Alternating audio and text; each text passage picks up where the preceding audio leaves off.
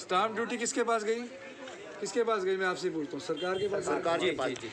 Registry किसने करी? आपसे पूछता हूँ। तहसीलदार ने करी होगी जी। अब देखिए यहाँ देखने में लग रहा है, ये देखिए बिजली का कनेक्शन, यह देखिए बिजली का कनेक्शन, ये जो है, ये देखिए राठौर अगर हम बात करें तो लाइव तस्वीरें आप देख रहे हैं किस तरीके से राठौर जी जो में के बगैर बिजली का कनेक्शन भी नहीं मिल सकता। ठीक है जी।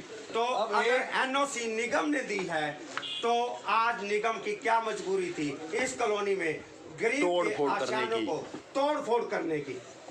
जी। अब मुद्दा ये है कि जिस प्लॉट की रजिस्ट्री तहसीलदार ने कर दी, स्टाम्प ड्यूटी सरकार ले गई, बिजली का कनेक्शन डिपार्टमेंट ने दे दिया, और वो गरीब आदमी जिसने मकान बनाया, बताया जा रहा है जो वाल्मीकि समाज से हैं, मुझे जानकारी नहीं है पर लोगों ने बताया, उसने अपनी मेहनत से, मुझे लगता है ये 2 कमरों का ये सेट तैयार किया।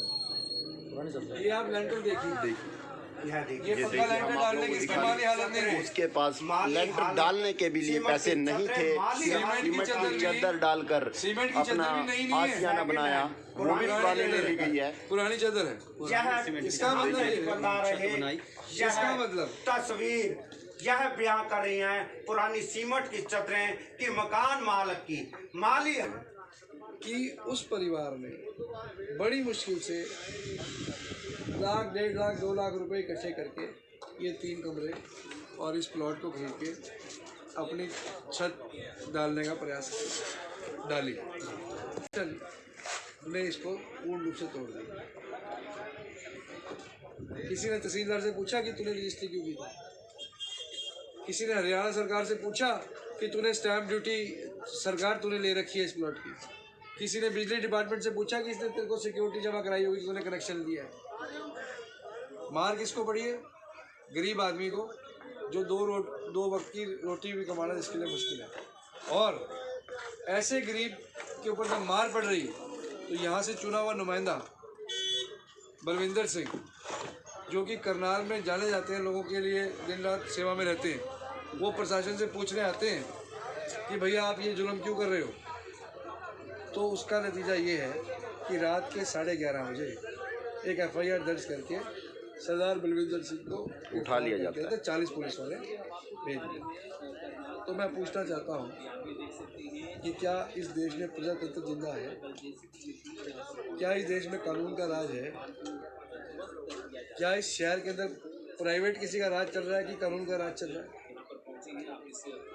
क्या इस शहर के लोगों को इस मौजूदा सरकार ने बिल्कुल ऐसा समझ लिया कि ये लोग भेड़ बकरी हैं, इन्हें जैसे चाहे हाँक लो, जब चाहे इन्हें बंद कर दो, जब चाहे इन्हें बाहर निकाल दो? मुझे लगता है करनाल के साथ ये व्यवहार है। और हमें दुख इसलिए है कि बलविंदर हमारा भाई, हम आज इसलिए खड़े हैं कि बचपन से हम पले बड़े हैं, एक साथ उठे हैं, हमारा वो भाई हमारे बीच का भाई है। और जिस तरीके से पूरी रात पूरे परिवार ने वेदना झेली है, उनसे जुड़े हुए कोई भी साथी जो है वो सारी रात परेशान ही रहे, तो बहुत दुखद है। और मैं समझता हूँ कि मुख्यमंत्री को संज्ञान लेना चाहिए चीज़ों। सर, आप जैसा कि एक राजनेता के साथ साथ एक अधिवक्ता भी हैं, अगर हम कानूनन बात करें तो क्या लेंटर डलने के बाद पूरा मकान तैयार होने के बाद प्रशासन द्वारा तोड़ फोड़ करना जायज़ है, कानून के दायरे में है? अगर इस कानूनन तो ये है, अगर इस मुख्यमंत्री में दम है तो वो कल आए, कमिश्नर को बुलाए, उससे बोले कि 3 साल की सारी रजिस्टर लेकर के जो अवैध कॉलोनियों की तुमने प्लॉटिंग करी है, और जितनी रजिस्टर करी उनके ऊपर कार्रवाई करे, उनको निरस्त करे, और जिन जिन अफसरों ने करी उन्हें अंदर करे। कॉलोनाइजर के ऊपर क्यों नहीं कार्रवाई? वो क्यों नहीं कार्रवाई होगी कॉलोनाइजर के ऊपर? तो विपक्ष अपनी क्या भूमिका निभाएगा सर? देखिए, विपक्ष तो अपनी भूमिका निभा ही रहा है। विपक्ष तो आवाज़ उठा सकता है, पूरा उठाने का काम विपक्ष कर रहा है। कल रात से ही डॉक्टर सुनील कुमार जी हमारे साथ ही, हम लोग हैं, हम लोग विपक्ष के नाते के कह लो, शहर के हमारे भाई के नाते कह लो, हर तरीके से हम खड़े हैं। परंतु बड़ा दुख है इस बात का कि इस शहर के अंदर किसी आदमी की कोई सुनवाई नहीं है, आम आदमी की कोई सुनवाई नहीं। जब इलेक्टेड रिप्रेजेंटेटिव्स का ये हाल है तो आम आदमी को न्याय की आप क्या अपेक्षा हम किसी से कर सकते हैं? राठौर सर, आपको जी, लगता जैसा नहीं कि कि एक ही आदमी के सत्य ऊपर क्रांति टारगेट किया जा रहा पूरी है? अपडेट दे रही थी, तो आपको क्या लगता है एक उपायुक्त जिसके कंधों पर पूरे जिले का भार है और वह इतनी गहरी नींद सोया हुआ था, जिन्होंने नारों की आवाज़ अपने दरवाजे से उठने वाले नारों की आवाज़ भी नहीं सुनी, आप क्या कहना चाहेंगे? देखिए, उपायुक्त करनाल अगर वो ऑनेस्ट अफसर है, अगर उसमें कुछ समाज में बदलाव लाने की चिंगारी है, तो उपायुक्त करनाल को रात को सोना नहीं चाहिए था। 24 घंटे के अंदर अब तक तो पूरी कमिश्नर करनाल को बुला करके इंक्वायरी खोल देनी चाहिए।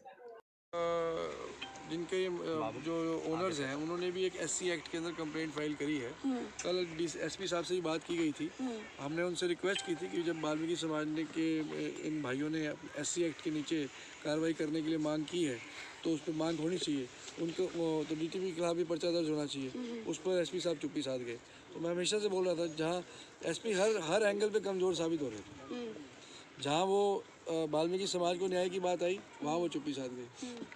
तो क्या उनके मन में था ये तो वही जानते हैं, पर बहुत दुर्भाग्यपूर्ण। तो आप देख सकते हैं को लाइव तस्वीरें दिखाना चाहेंगे, मौका दिखाना चाहेंगे जिस यहाँ पर किस तरीके से जो है शासन के द्वारा उठा लिया गया। रुकवाने के लिए यहाँ पर पहुँचे थे, किस तरीके से जो JCB पीला पंजा जो यहाँ पर चल रहा था और किस तरीके से यहाँ पर मकान को जो ढाया गया था, और उसकी तस्वीरें आप देख रहे हैं, जिसके चलते हुए ये मामला जो है काफ़ी आगे जा चुका है। किस तरीके से जो मकान है, मकान के आप हालात देख सकते हैं, किस तरीके से जो है ये तोड़ दिया है।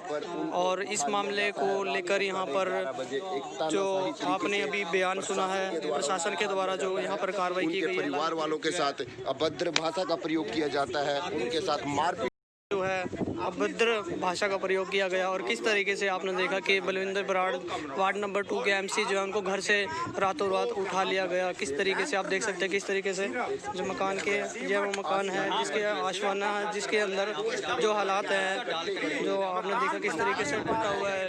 तस्वीरें आप देख सकते हैं, अपने आप में सब कुछ बयान करती हुई है। लाइव तस्वीरें आप देख रहे हैं। मन संदेश के माध्यम से खबर अपने आप में काफ़ी बड़ी है। इस खबर को ज़्यादा से ज़्यादा शेयर जरूर कीजिएगा। धन्यवाद।